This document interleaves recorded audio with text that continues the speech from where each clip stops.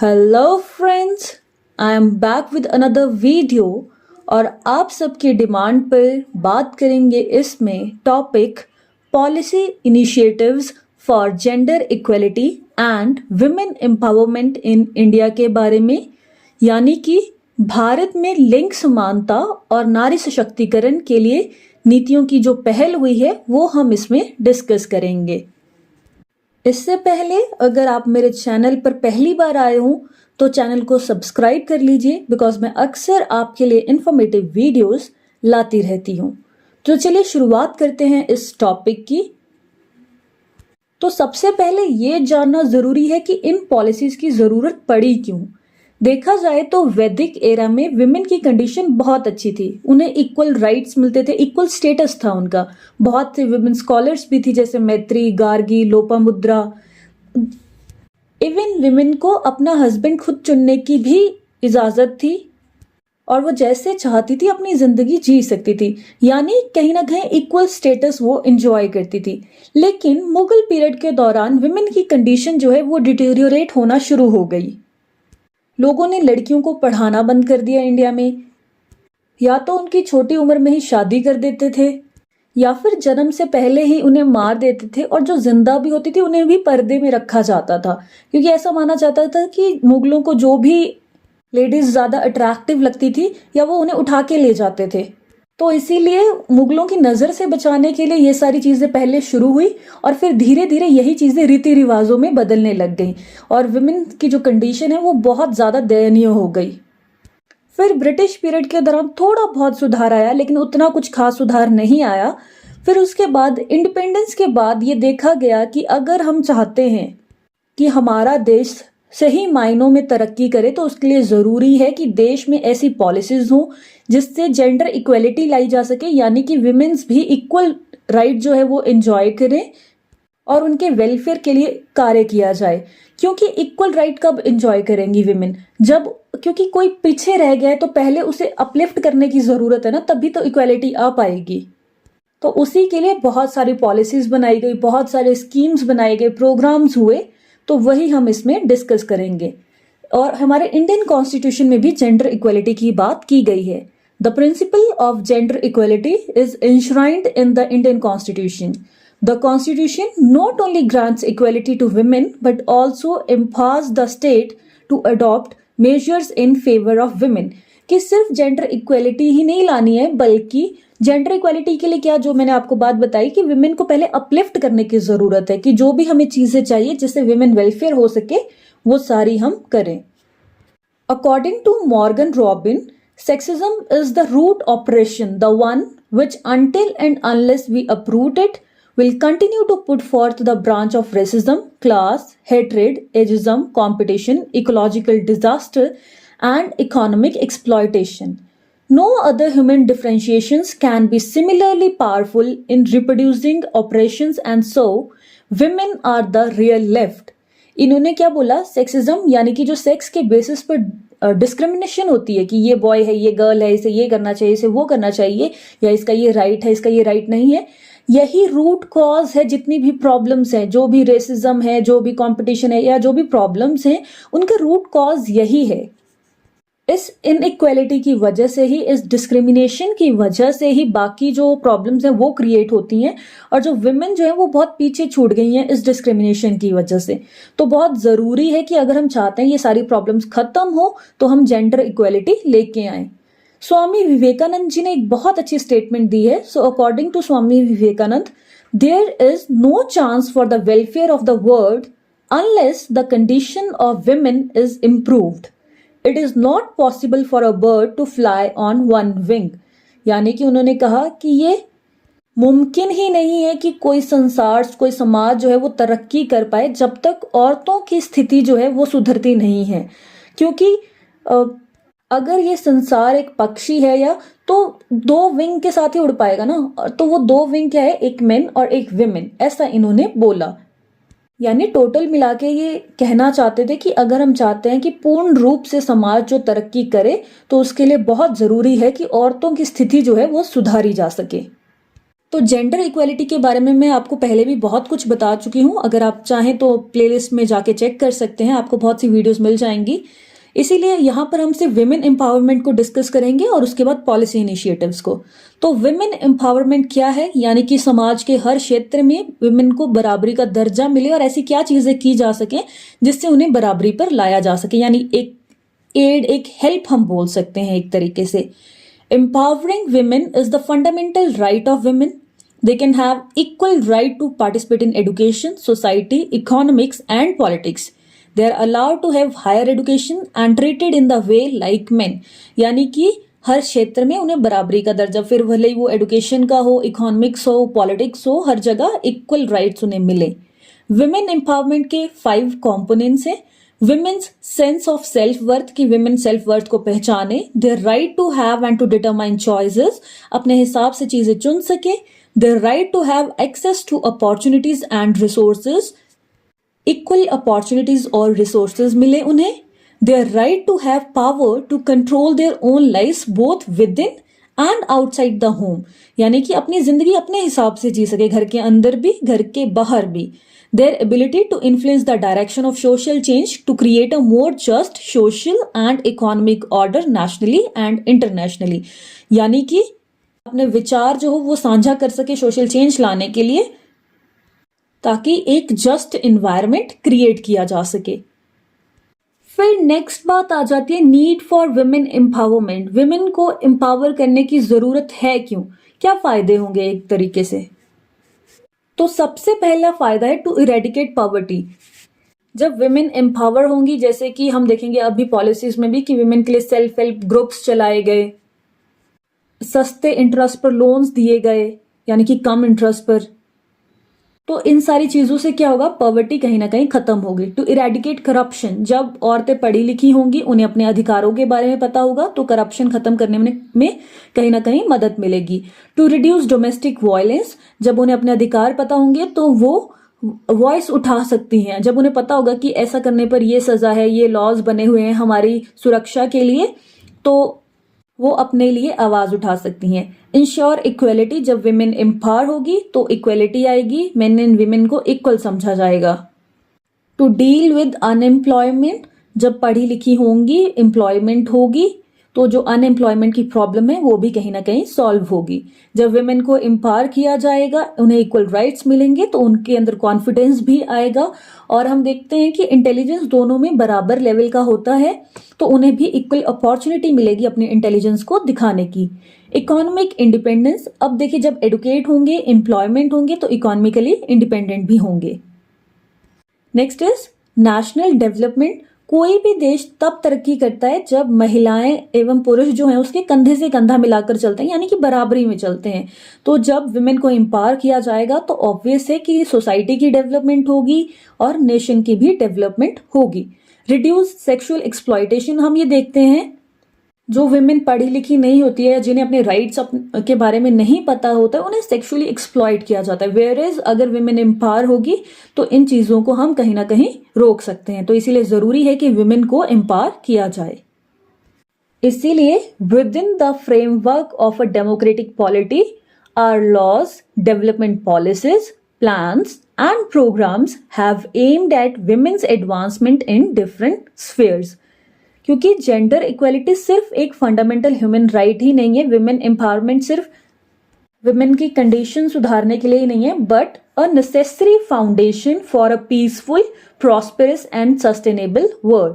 That's why empowerment of women has been recognised as the central issue in determining the status of women.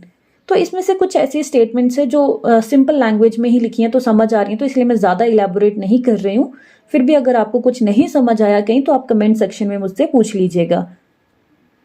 The national commission for women was set up by an act of parliament in 1990 to safeguard the rights and legal entitlements of women. तो national commission for women भी लाया गया 1990 में।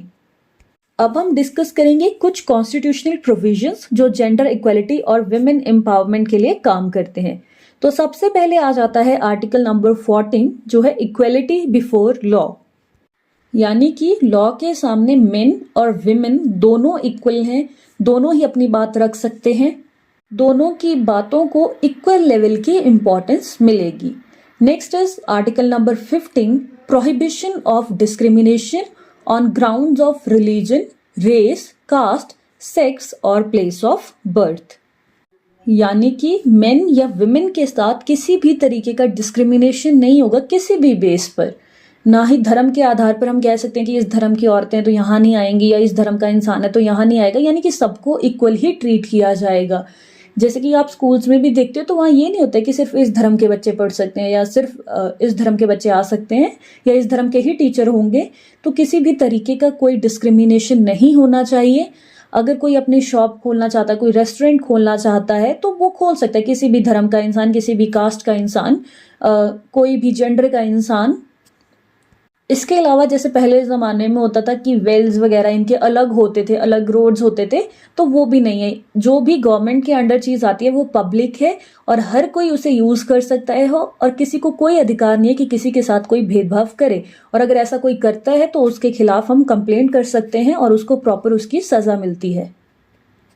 Article 16 है equality of opportunity, यानी कि हर field में, social, political, economical, हर field में विमेन्स को भी इक्वली पार्टिसिपेट करने का अधिकार है। अगर विमेन चाहती हैं तो वो किसी भी फील्ड में काम कर सकती हैं। Next is article number 21, protection of life and personal liberty, यानी कि हर किसी को अधिकार है कि वो अपनी लाइफ को प्रोटेक्ट कर सके और लिबर्टी है कि वो जैसे चाहे अपनी जिंदगी जी सकते हैं। Next is article number 23, prohibition of traffic in human beings and forced labour.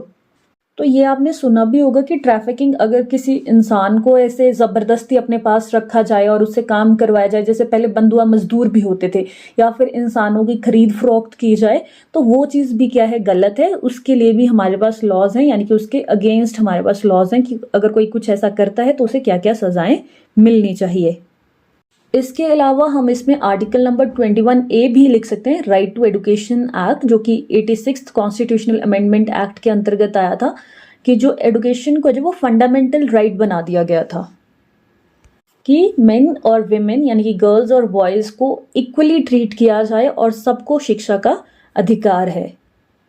Next है जेंडर इक्वलिटी के लिए आर्टिकल नंबर 39, जिसमें कुछ प्रिंसिपल्स हैं जो स्टेट को फॉलो करने होते हैं, यानी कि वो सभी मेन और विमेन को इक्वली ट्रीट करेंगे, सबको एडुकेट मीन्स ऑफ लाइवलीहुड होना चाहिए, इक्वल पे होगी for equal work for both men and women, यानी कि अगर आदमी और औरत सेम कार्य कर रहे हैं तो ऐसा नहीं है कि आप उनकी पेमेंट कम कर देंगे, उन्हें बराबर ही पेमेंट मिलनी चाहिए।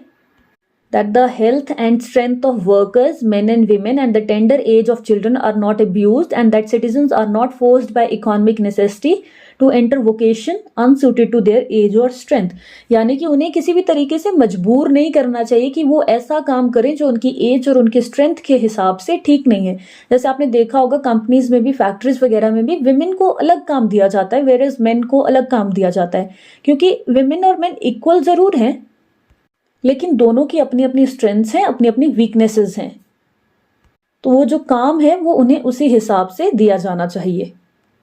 नेक्स्ट है आर्टिकल नंबर 42, जो कहता है provision for just and humane conditions of work and maternity relief, यानी कि काम के दौरान ह्यूमेन कंडीशंस, ऐसा नहीं हो कि उन लोगों से ऐसे जानवरों की तरह काम करवाया जाए, प्रॉपर ह्यूमेन कंडीशंस हो जहां पर काम करवाया जाए, और अगर मैटरनिटी लीव चाहिए तो वो भी औरतों को मिलनी चाहिए। Next is article number 45, provision for free and compulsory education for children.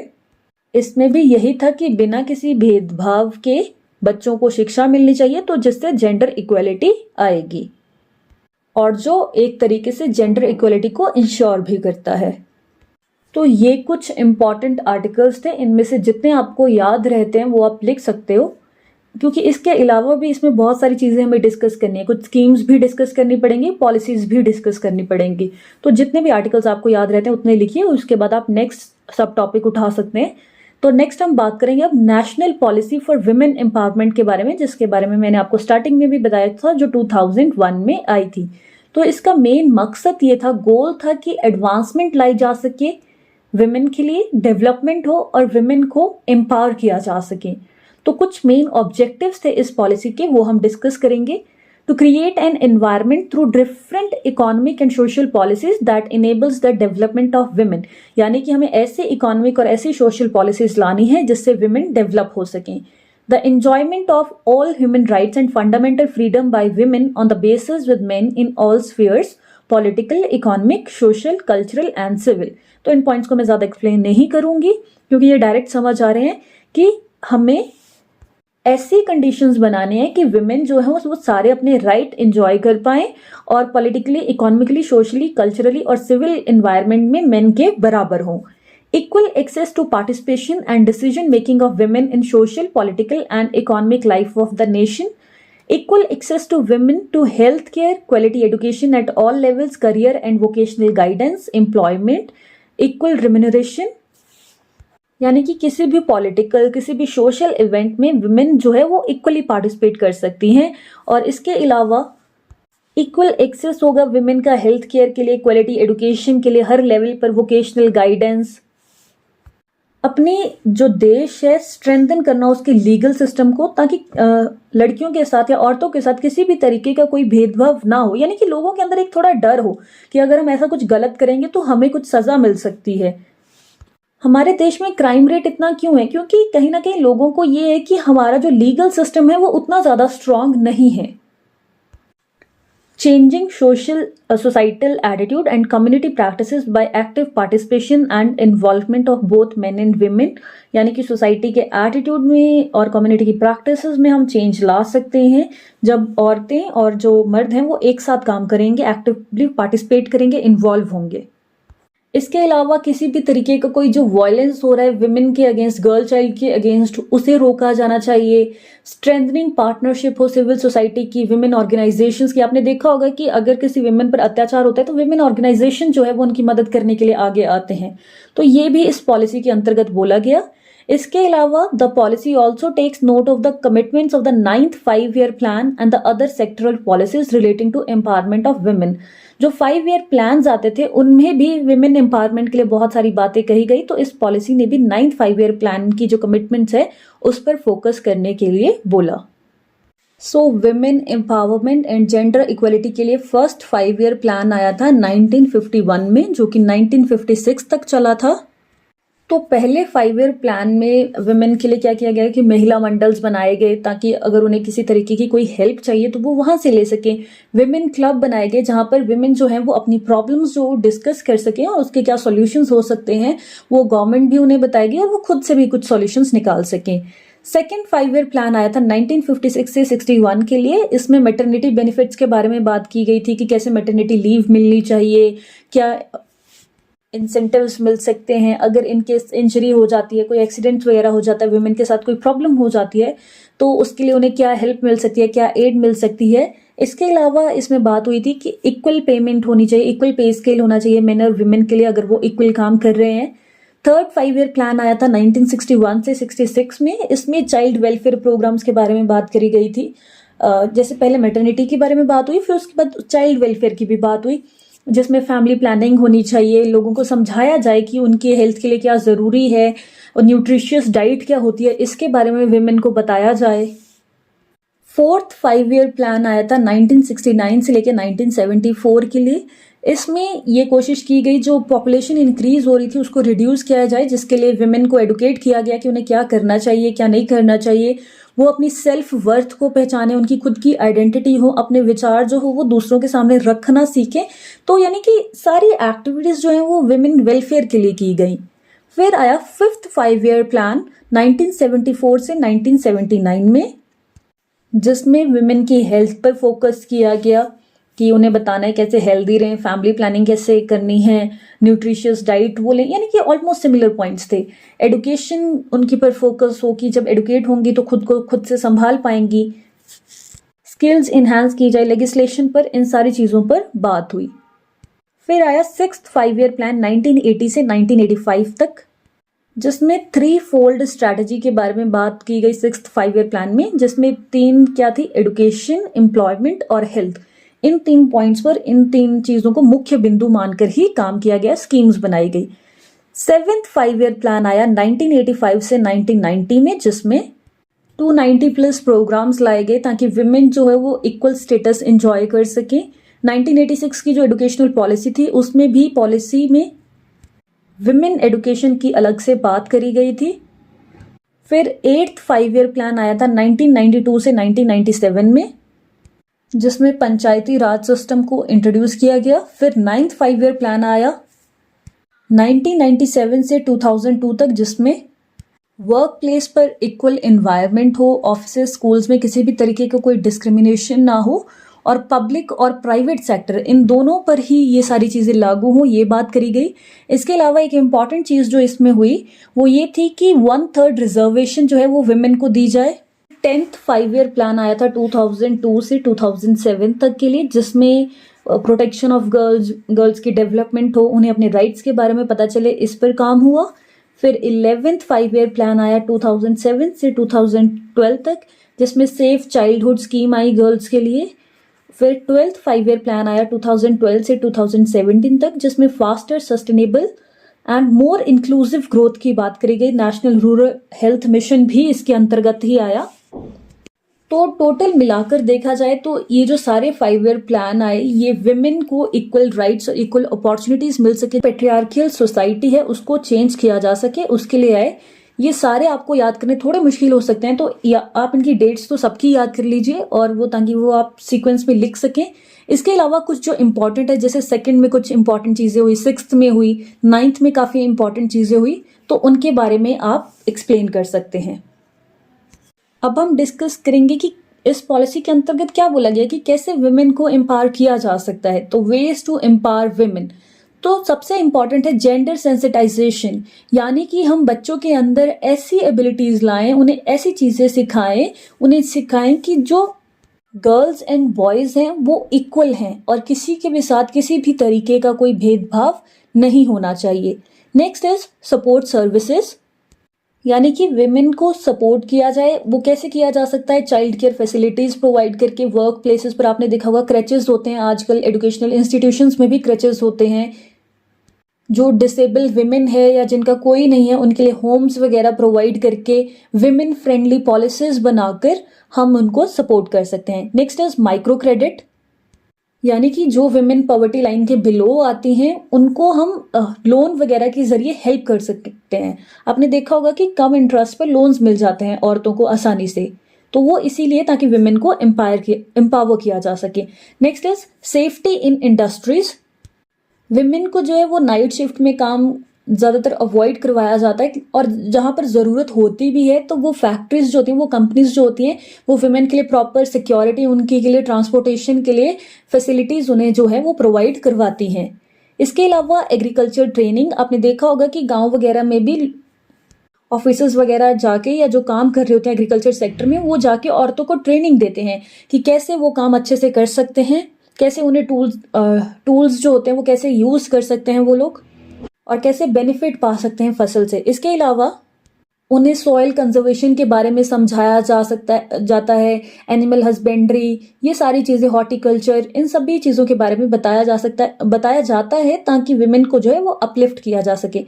Next है एडुकेशन, सारी प्रॉब्लम्स को दूर करने का अगर कोई रामबाण इलाज है तो वो एडुकेशन है, क्योंकि जब एडुकेट होगी विमेन तो उन्हें उनके राइट्स पता होंगे, उन्हें ये भी पता होगा कि कैसे वो माइक्रो क्रेडिट का फ़ायदा उठा सकती हैं, क्या सपोर्ट सर्विसेज उन्हें मिली हैं, कैसे एग्रीकल्चर ट्रेनिंग, ये सारी चीज़ें उन्हें पता होगी। जिससे नेक्स्ट है पॉवर्टी इरेडिकेशन, ज़्यादातर विमेन जो है वो पॉवर्टी लाइन के नीचे आती हैं और जिसकी वजह से उनकी कंडीशंस जो है वो बहुत ज़्यादा दयनीय है। तो इसीलिए विमेन को इकोनॉमिक और सोशल हेल्प प्रोवाइड करवाकर उन्हें पॉवर्टी लाइन से ऊपर लाया जा सकता है, उन्हें एम्पावर किया जा सकता है। नेक्स्ट हम बात करेंगे कुछ लेजिस्लेशन एंड लॉज के जरिए कैसे विमेन को एम्पावर किया जा सकता है। Women empowerment and gender equality through legislations and laws.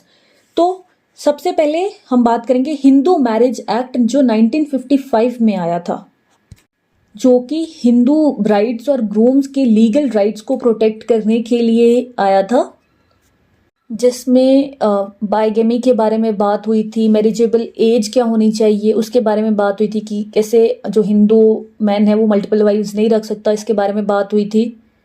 जो लोग शादी कर रहे हैं उनकी मेंटल स्टेबिलिटी के बारे में बात हुई थी। सिग्निफिकेंस ऑफ सेरेमनीज जो मैरिज में हो रही हैं उनके बारे में बात हुई थी। तो ये कुछ इंपॉर्टेंट पॉइंट्स थे जो हिंदू मैरिज एक्ट में बोले गए थे विमेन एम्पावरमेंट और जेंडर इक्वलिटी के लिए। नेक्स्ट हम बात करेंगे the immoral traffic prevention act 1956 के बारे में, जिसमें ह्यूमन ट्रैफिकिंग और सेक्सुअल एक्सप्लॉयटेशन के अगेंस्ट लॉज बनाए गए और जो इलीगल तरीके से प्रोस्टिट्यूशन वगैरह या ये सारी चीज़ें चल रही थी, ह्यूमन्स की ट्रैफिकिंग हो रही थी, उन पर रोक लगाने के लिए ये एक्ट आया था ताकि सबको इक्वल ट्रीटमेंट मिल सके। Next is dowry prohibition act जो कि 1961 में आया था, जिसमें ये था कि शादी के दौरान एज ए डाउरी जो है वो लेना कानूनन अपराध माना जाएगा। फिर 1986 में इसे अमेंड भी किया गया, जिसमें ये था कि अगर डाउरी की वजह से औरत जो है वो सुसाइड कर लेती है तो उसे डाउरी डेथ माना जाएगा और जिसके लिए जो उसके ससुराल वाले होंगे या जो भी रिस्पॉन्सिबल होंगे उन्हें कड़ी से कड़ी सजा दी जाएगी। नेक्स्ट है the medical termination of pregnancy act जो कि 1971 में आया, जिसमें ये था कि अगर मेडिकल ग्राउंड्स पर बोला जाता है कि जो बच्चा है वो उतना हेल्दी नहीं है, हालांकि अबॉर्शन जो है वो गुनाह माना जाता है, लेकिन इस केस में अगर मेडिकल ग्राउंड्स पर और जो वो प्रोफेशनल्स जो सरकारी लेवल पर हैं वो जो है वो अबॉर्शन करवा सकते हैं और अगर इन केस हेल्थ इश्यूज या किसी कारणवश माँ की जान को खतरा है तो बच्चे को अबॉर्ट किया जा सकता है। Next is child marriage restraint act जो कि 1976 में आया था, जिसमें मेन और विमेन की चाइल्ड के लिए क्या शादी के लिए क्या एज होनी चाहिए वो डिसाइड की गई थी और अगर बाल विवाह होता है तो उसके अगेंस्ट जो है वो लॉज बनाए गए कि तब पेरेंट्स को सजा मिल सकती है। नेक्स्ट है protection of women from domestic violence act 2005। इसमें ये देखा गया कि जो डोमेस्टिक वायलेंस हो रहा था उसको रोकने के लिए बहुत से लॉज लाए गए और जो इंसान इसका शिकार है वो कंप्लेन करके जो लोग गुनहगार हैं उनको सजा दिलवा सकता है। आपने देखी होंगी बहुत सारी कैंपेन्स और एड्स भी चलाए गए थे इससे रिलेटेड ताकि लोगों को अवेयर किया जा सके कि डोमेस्टिक वायलेंस है क्या है और उससे कैसे बचा जा सकता है।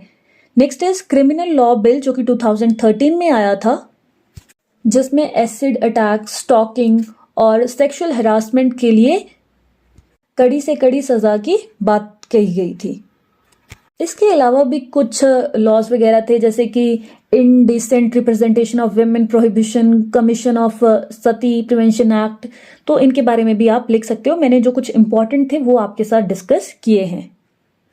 नेक्स्ट हम बात करेंगे वेरियस स्कीम्स फॉर री enforcing gender equality and women empowerment, जिसमें हम सबसे पहले बात करेंगे बेटी बचाओ बेटी पढ़ाओ अभियान के बारे में जो कि 2015 में चलाया गया था, जिसमें जो डिक्लाइनिंग चाइल्ड सेक्स रेशियो है उसको ठीक करने के लिए ये लाया गया था, जिसमें ये बात हुई थी कि बेटियों को बचाया जाए और उन्हें पढ़ाया भी जाए, क्योंकि ये देखा गया था इवन इतने सालों के बाद भी आज भी लोगों की मेंटालिटी ये है कि जो लड़कियां हैं वो पराया धन है, वो क्या ही करेंगी, तो उन्हें जन्म लेने से पहले ही या जन्म लेते ही मार दिया जाता है। फीमेल इन्फेंटिसाइड जो था उसको रोकने के लिए इसे लाया गया, जिसमें बेटियों को बहुत ज़्यादा हेल्प भी की गई, उनकी पढ़ाई के लिए खर्चा देने लगी सरकार, काफ़ी चीज़ें फ्री कर दी ताकि लोग बेटियों को बचाएं भी और उन्हें पढ़ाएं भी।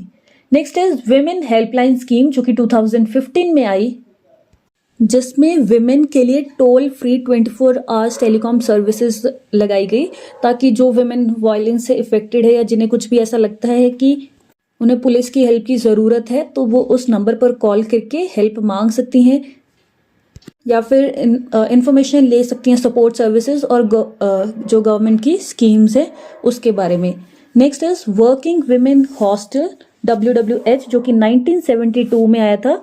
इसमें यह था कि जो विमेन काम कर रही हैं उन्हें प्रोवाइड करवाया जाए सेफ और कन्वीनियंट इन्वायरमेंट, उन्हें प्रॉपर एकोमोडेशन मिले वर्किंग विमेन को, और जो उनके बच्चे हैं उन्हें भी वहाँ रहने की इजाज़त हो, क्योंकि ऐसा देखा गया कि बहुत सारी विमेन जो है अपने बच्चों की वजह से काम नहीं कर पाती थी, तो उनके लिए ये स्कीम लाई गई। नेक्स्ट इज स्टेप, जिसे support to training and employment programme for women भी बोला जाता है, जो कि 1986 में आई थी। इसमें यह था कि विमेन को जो है वो स्किल्स सिखाई जाए, टू प्रोवाइड स्किल्स जिससे विमेन को एम्प्लॉयबिलिटी मिले और जो 16 और उससे ऊपर की जो विमेन है उनको बेनिफिट मिले। ये थोड़ा ज़्यादा फोकस इस पर किया गया ताकि उन्हें स्किल्स सिखा के उनको जो है वो इंडिपेंडेंट बनाया जा सके। Next is Rajiv Gandhi scheme for empowerment of adolescent girls, जो कि 2010 में आई थी, जिसका एम ये था कि जो एडोलसेंट गर्ल है 11 से 18 साल की, उनकी न्यूट्रिशनल हेल्थ स्टेटस को अपग्रेड किया जा सके, उन्हें होम एंड वोकेशनल स्किल्स सिखाई जा सके। इसके बाद राष्ट्रीय महिला कोष 1993 में, जिसको national credit fund for women भी बोला गया, जिसमें औरतों को कम इंटरेस्ट रेट पर लोन्स दिए गए ताकि वो अपना बिजनेस खुद शुरू कर सके। माइक्रो फाइनेंस सर्विसेज और क्लाइंट फ्रेंडली लोनिंग मैकेनिज्म उनके लिए लाया गया। इसके बाद हम बात करेंगे इंदिरा गांधी मातृत्व सहयोग योजना, जो कि 2010 में आई, जिसमें मेन फोकस था कि जो विमेन की हेल्थ है, जो उनका न्यूट्रिशियस स्टेटस है प्रेग्नेंट लैक्टेटिंग विमेन का, इन्फेंट्स का, उसे अच्छा बनाया जा सके, मतलब हेल्थ पर ज्यादा फोकस था। फिर हम बात करेंगे कन्या साक्षरता प्रोत्साहन योजना, जिसका मेन फोकस था कि ड्रॉप आउट रेशियो जो है वो उसे रिड्यूस किया जाए। ऐसा देखा गया कि गर्ल्स जो है सिर्फ 5th तक पढ़ रही थी, उसके बाद पढ़ ही नहीं रही थी, तो उस चीज को इम्प्रूव किया जा सके, उसके लिए प्रोत्साहन लाए गए, प्रोत्साहन योजना लाई गई, जिसमें मेन फोकस ट्राइबल गर्ल्स पर भी था, जिसमें यह था कि अगर आप 6th में एडमिशन लेते हो, कुछ इंसेंटिव्स दिए गए ताकि एक तरीके का लालच दिया गया कि अगर आप 6th में एडमिशन लेते हो तो आपको 500 रुपया दिया जाएगा, 9th में लेते हो तो आपको 1000 रुपया दिया जाएगा, और 11th में लेते हो तो आपको 2000 रुपया दिया जाएगा, ताकि वो जो है वो स्कूल ना छोड़े, भले पैसों के लालच में से ही स्कूल तो आए कम से कम। फिर हम बात करेंगे कस्तूरबा गांधी बालिका विद्यालय स्कीम, जिसमें गर्ल एजुकेशन को प्रमोट किया गया, अलग से बालिका विद्यालय खोले गए 3500 के करीब, जिसमें 36 लाख के करीब या इससे ज्यादा लड़कियां पढ़ रही हैं, उनके लिए हॉस्टल फैसिलिटीज प्रोवाइड करवाई गई। फिर है प्रधानमंत्री उज्ज्वला योजना, जो कि 2016 में आई थी, जिसमें जो पुअर विमेन थी उनको फ्री एलपीजी गैस के कनेक्शन दिए गए ताकि जो उनकी हेल्थ हो वो उसे इम्प्रूव किया जा सके, क्योंकि जब वो फॉसिल फ्यूल्स का यूज करते थे तो उससे उनकी हेल्थ भी डिटीरियोरेट होती थी। हेल्थ इंप्रूव हो और जो एनवायरनमेंट हो वो भी क्लीन हो, ये इसका मकसद था। नेक्स्ट इज महिला ई हार्ट, जो कि 2016 में शुरू किया गया था। इसका मेन मोटिव ये था कि फैसिलिटेट करना एंटरप्रेन्योरशिप अपॉर्चुनिटीज विमेन के लिए ऑनलाइन, ताकि वो ऑनलाइन ही उनके लिए क्या क्या अपॉर्चुनिटीज है वो सारी चीजें देख सके। विमेन को एडुकेट करना वेरियस एस्पेक्ट को लेके, ऑनलाइन सेलिंग और हेल्पिंग को लेके, परचेजिंग को लेके हेल्प करना, ताकि वो सेल्फ डिपेंडेंट बन सके। नेक्स्ट इज स्वाधार गृह स्कीम, जो कि 2015 में आई, जिसमें विमेन की जो प्राइमरी नीड्स थी, shelter, food, clothing, medical treatment और जो विमेन के केयर के बारे में जिसमें बात करी गई। फिर नेक्स्ट हम बात करेंगे सुकन्या समृद्धि योजना, जिसमें एनकरेज किया गया कि जो गर्ल चाइल्ड के पेरेंट्स है कि वो उसके लिए शुरू से ही जो फंड है वो बिल्ड करना शुरू कर दें, ताकि फ्यूचर में जब उसकी शादी हो या हायर एजुकेशन के लिए उनके पास पहले से ही एक्सपेंसेस हो। तो इसके लिए गर्ल्स को लेकर ही काफी सारी लोन स्कीम्स भी जो है वो गवर्नमेंट ने चलाई।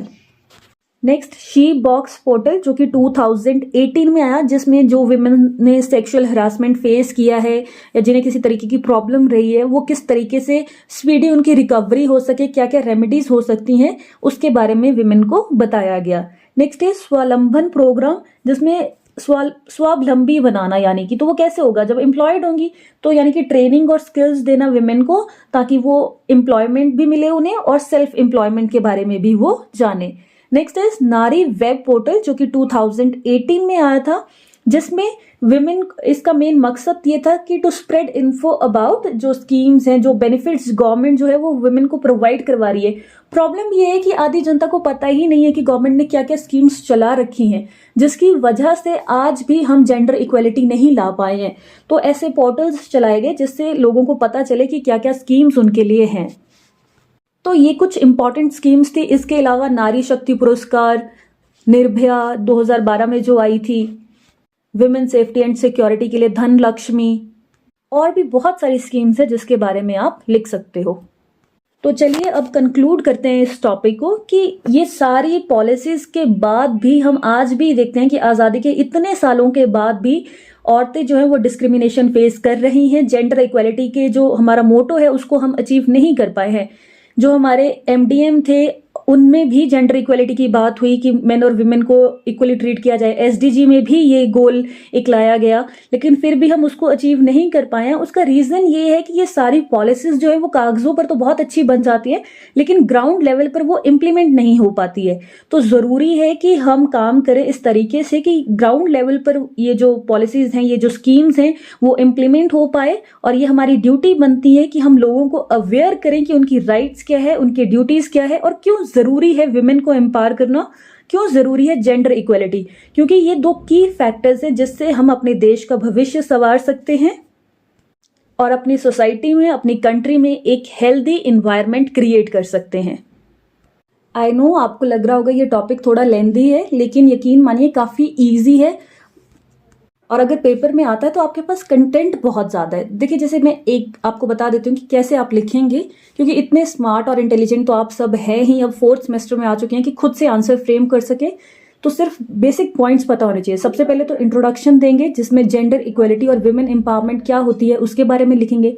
फिर ज़रूरत क्यों है विमेन एम्पावरमेंट की, क्यों ज़रूरत है जेंडर इक्वलिटी की, वो बताएंगे। फिर उसके बाद कुछ आर्टिकल्स बता देंगे जो जेंडर इक्वलिटी के लिए है, जो हमने ऑलरेडी पढ़ चुके हैं। जो कुछ भी इंपॉर्टेंट 5-6 आर्टिकल्स आपको याद रहते हैं वो लिख दीजिए। फिर उसके बाद national policy for women empowerment का थोड़ा जिक्र करेंगे कि क्या ऑब्जेक्टिव्स है, जनरल ऑब्जेक्टिव्स है जो हम अपने आप भी लिख सकते हैं, जो 2001 में आई थी। फिर इसके बाद हम 5 ईयर प्लान्स के बारे में लिखेंगे, जिसमें 3-4 5 ईयर्स प्लान जो ज्यादा इंपॉर्टेंट थे उसको एक्सप्लेन कर देंगे और बाकी की सिर्फ डेट्स लिख देंगे और इनके क्या ऑब्जेक्टिव थे वो हम बता देंगे। फिर उसके बाद कुछ लॉज एंड एक्ट्स जो आए, जिसमें से डाउरी वगैरह से रिलेटेड, मेडिकल टर्मिनेशन से रिलेटेड, चाइल्ड मैरिज से रिलेटेड, डोमेस्टिक वायलेंस से रिलेटेड और हिंदू मैरिज एक्ट, ये सब आपको याद ही रहेंगे। ट्रैफिक प्रिवेंशन से रिलेटेड, उसके बारे में आप थोड़ा एक्सप्लेन कर देंगे।